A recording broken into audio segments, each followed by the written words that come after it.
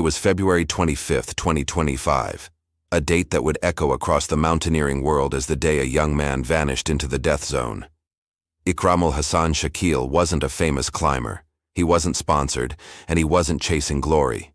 He was a quiet dreamer from Bangladesh, a place known for rivers and plains, not frozen peaks. But that dream, it would drive him to one of the most dangerous places on Earth, Mount Everest, where oxygen runs thin, and one wrong step can erase a life forever.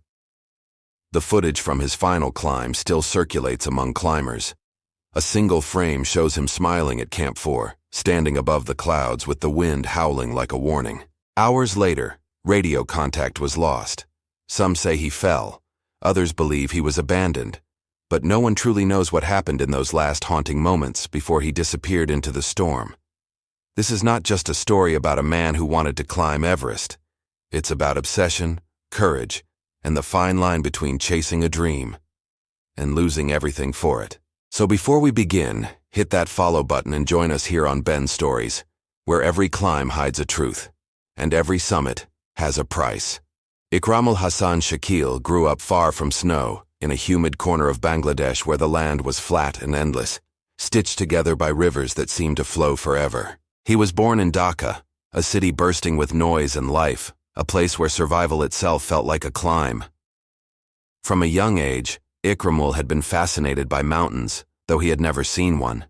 He would sit for hours watching documentaries about Everest, his eyes glued to the television as climbers trudged through blizzards, their faces hidden behind masks and goggles. To most people, those scenes were terrifying. To Ikram, they were magnetic. He once told a friend, "You can't understand life unless you've been close to death. That's why I want Everest." In school, he was quiet, the kind of student teachers remembered for his focus more than his words. While others dreamed of jobs abroad or business success, Ikram dreamed of standing above the clouds. He wasn't a rebel. He wasn't even particularly athletic, but he carried within him something rarer, an unwavering will. As he grew older, his fascination turned into obsession. He read about Tenzing Norgay and Edmund Hillary, then about modern climbers, people like Nims Purya and Reinhold Messner, and he began to see Everest not as a mountain, but as a symbol. To him, it was proof that even someone born without privilege could touch the impossible.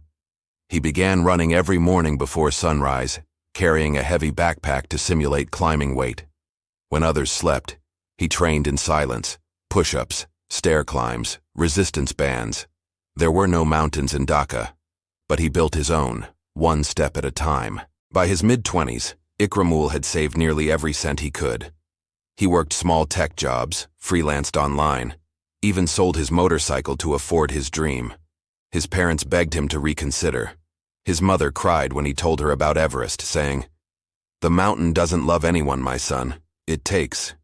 But he only smiled softly and replied, "Then I will climb with love, not pride." In 2024, he took his first real step toward the impossible, a trek to the base of Annapurna in Nepal. It was his first time seeing snow. His companions said he stood silently for nearly 10 minutes, staring at the white peaks like someone meeting a god. That journey tested him, frostbite on his fingers, altitude sickness, freezing nights in a thin tent. But when he returned to Dhaka, he wasn't discouraged. He was transformed. Friends began to notice the change. He spoke less, but when he did, it was always about preparation.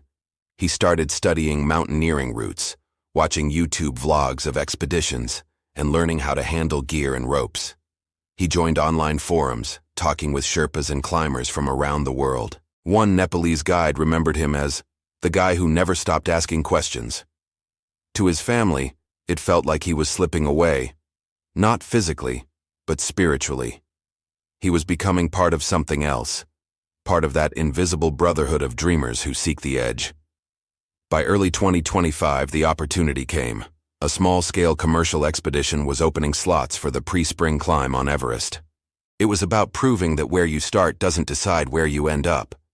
And on that February morning, as his plane touched down in Kathmandu, he looked out the window at the endless Himalayas, a range of white giants rising from the clouds, and whispered to himself, "I'm coming home." Nepal greeted Ikramul with thin air and uncertainty. For the first time, he was among real climbers, men and women with weather-beaten faces, sponsors, and stories of near-death etched into their voices. He was the outsider, the one from the flatlands, the rookie with no mountain to his name. At the Tamil Mountaineering District, gear shops lined the narrow streets like shrines to human endurance. Ice axes, oxygen tanks, crampons, thermal suits, each item carried a price and a promise. Ikramul walked through them like a pilgrim in a holy place. He had read about everything he saw, but now he could touch it, hold it. His heart pounded as he handed over the last of his money for used gear, a patched-down suit, slightly dented helmet, an oxygen mask that had seen previous climbs. It wasn't new, but it was his. He enrolled in a short course at the Himalayan Mountaineering Institute, a condensed training designed for pre-expedition climbers. It was grueling. The altitude hit him like a hammer. Every breath was a fight. Yet, where others complained, he endured. He practiced self-arrest with an ice axe, learned to tie knots blindfolded, and studied avalanche survival. His instructors noticed his quiet resilience. One of them later recalled, "He was never the strongest, but he never quit. That's rare." As he gained skill, the reality of Everest began to settle in. It wasn't romantic. It wasn't cinematic. It was logistics, risk, and pain. The mountain demanded not just courage, but calculation. Every climber had to submit detailed health checks, insurance, and permits. For Ikramul, these bureaucratic walls felt higher than the mountain itself. But somehow, through persistence and borrowed help, he pushed through them all. By mid-February, he joined an expedition team led by a Nepalese guide named Dorje Sherpa, a veteran who had summited Everest 9 times. The team was small, 4 international climbers, 2 Sherpas, and Ikramul. He was the least experienced, and though Dorje respected his determination, he also warned him, "Everest is not a place to prove yourself. It's a place to know yourself." But Ikramul couldn't turn back. He had come too far. He had risked too much. His motivation had evolved into something almost sacred, an internal necessity. The others trained at gyms and high-altitude camps, while Ikramul spent nights reading weather patterns, studying wind maps, and writing in a small notebook he carried everywhere. On the first page in Bengali he had written, "If I don't return, let my dream return for me." Then came the setbacks. In Namche Bazaar, altitude sickness hit him hard. His head throbbed, his stomach twisted, and his vision blurred. Dorje advised rest, maybe even withdrawal. But after a single night of agony, Ikramul was up again, packing, smiling faintly. "The mountain will not wait for me," he said. Word spread among the climbers. The kid from Bangladesh was tough, reckless maybe, but driven by something purer than ego. Some respected him. Others kept their distance, sensing danger in his quiet obsession. When the team reached Tengbosch, a monastery perched among the clouds, they received the monk's blessing, a ritual for safe passage. As incense filled the cold air, the monk pressed his hand to Ikramul's head and whispered, "Some souls are born for the mountain, but some are taken by it." Ikramul's eyes stayed closed. He didn't move, but a faint smile crossed his face.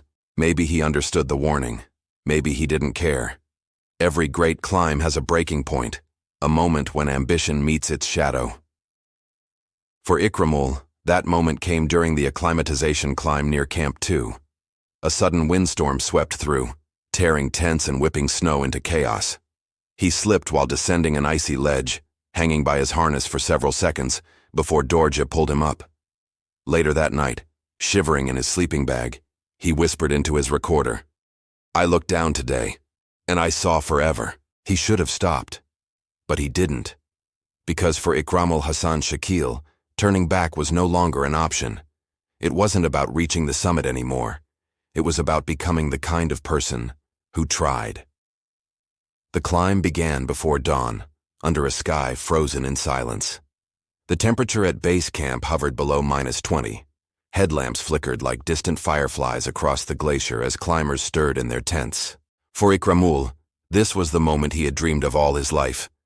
the beginning of his final ascent toward the roof of the world. He had spent days meticulously preparing, labeling oxygen tanks, packing energy gels, checking every knot twice. Dorja's voice still echoed in his ears.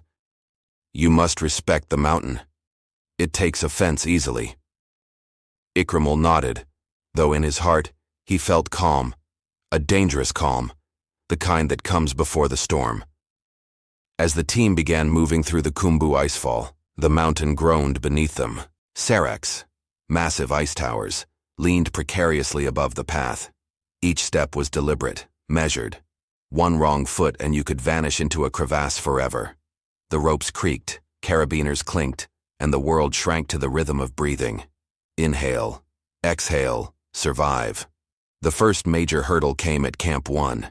The wind screamed across the ice like a living thing, shaking the tents through the night. Snow seeped into their sleeping bags. Some climbers questioned whether to continue. Ikramul didn't speak. He sat outside, watching the horizon glow faintly with the promise of morning. When Dorja found him there, he simply said, "I'm not afraid of the cold. I'm afraid of not finishing what I started." Over the next few days, they climbed higher, through the western Siduem, across the Lhotse face, and up to Camp 3. Each meter tested them. Breathing became labor. Eating felt like swallowing stones. Frost gathered on eyelashes and lips. But through it all, Ikramul remained steady. Not strong, perhaps, but determined beyond reason. At Camp 4, the last stop before the summit, the air was deathly thin. Most climbers used supplemental oxygen constantly. Even small movements caused dizziness. That's where the final video of Ikramul was recorded. Him smiling faintly, adjusting his gear, the wind roaring behind him.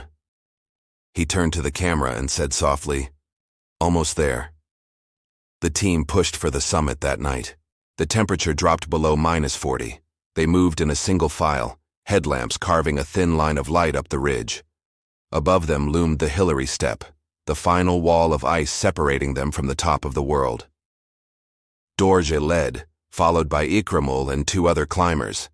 The wind was brutal, slamming into them like invisible waves.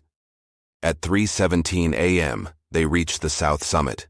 The horizon burned with the first hint of dawn. From there, it was only a few hundred feet to the true summit. But those were the most dangerous feet of all. Ikramul's oxygen regulator began to malfunction. His mask froze, the valve jammed. He waved to Dorja, signaling the issue. The guide gestured for him to stop, to wait. But Ikramul shook his head. He pointed upward, toward the summit shimmering in the moonlight, and pressed forward. Minutes later, the team lost sight of him in the storm. What happened next remains a mystery. Some climbers from another group claimed they saw a lone figure descending the wrong route, heading toward the Kangshung face, a sheer drop into oblivion. Others believe he was blown off the ridge by the hurricane-force wind. Dorja's team radioed multiple times. No response. At sunrise, they searched, but the storm was too fierce. They were forced to turn back. When they finally descended to Camp 4, Dorja collapsed in the snow. "He was right behind me," he whispered, and then he wasn't. For days they scoured the upper slopes. Nothing. No body, no gear, no trace. As if the mountain had swallowed him whole. And perhaps in a way it had. Because on Everest, disappearance is not an accident. It's an initiation. A reminder that this mountain does not take lives. It keeps them. For 3 days after Ikramul vanished, the mountain remained locked in blizzard. The wind screamed through the death zone, tearing away prayer flags and erasing all footprints from the ridge. When the skies finally cleared, search efforts began. But in Everest's thin, merciless air, hope fades faster than daylight. Dorja and his Sherpas scoured every ledge, every shadowed crevice near the south summit. They called his name through the radio, through the wind, through their own exhaustion. "Ikramul, can you hear us?" Nothing, only static, and the low moan of the wind rolling down from the Hillary Step. Base camp coordinated with the Nepalese authorities, but it was clear to everyone. After 48 hours in the open at 8,700 meters, survival was nearly impossible. Most climbers who perish there never come back. Their bodies become part of the mountain itself, frozen markers for those who follow. Yet no one found even that. No glove, no oxygen tank, not a single trace of his gear. The story of Ikramul's disappearance spread quickly through the mountaineering world. Social media filled with speculation. Was it equipment failure, exhaustion, or a wrong turn in whiteout conditions? Some accused the expedition team of negligence, claiming he had been left behind. Dorje defended his crew fiercely. We did everything humanly possible. But Everest is not human. In Dhaka, the news reached his family like an avalanche of silence. His mother refused to believe it. She kept his room untouched. Maps still pinned to the wall, the packed duffel bag by the bed, the words he had scribbled in his notebook. The summit is not the goal. The journey is. Every evening she would stand by the window and whisper, "Come home, my son." Weeks later, climbers from another expedition reported something strange.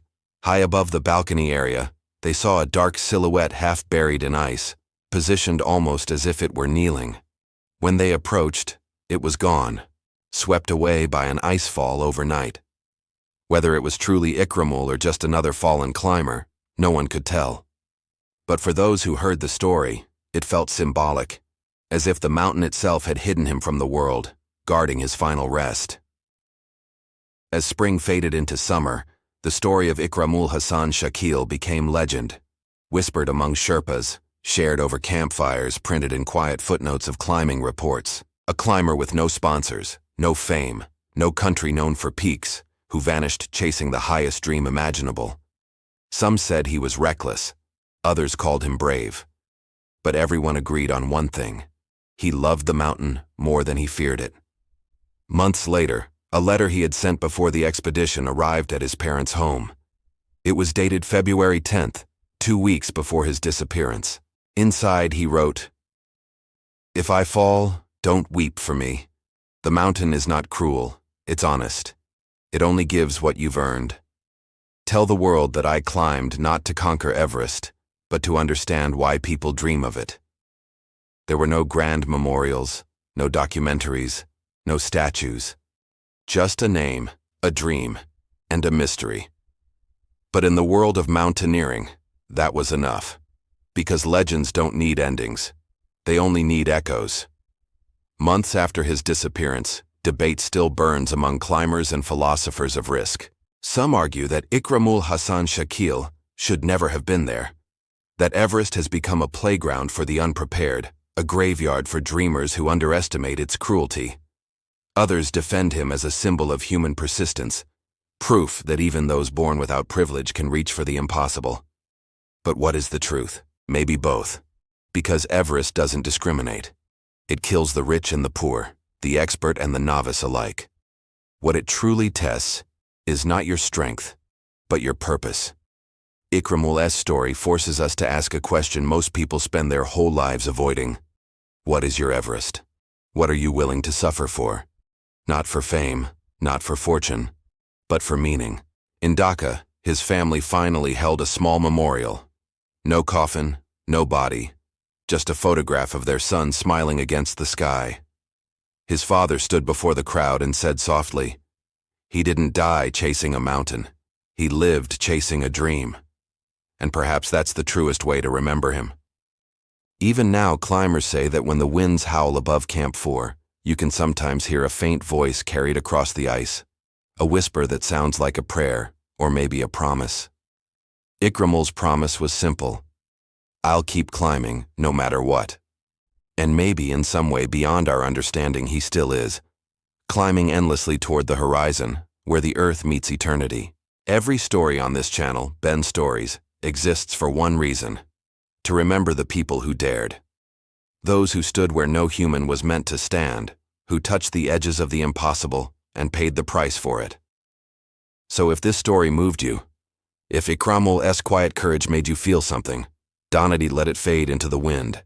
Subscribe to Ben Stories, because behind every triumph is a tragedy untold, and behind every summit, there's a soul that never came back down.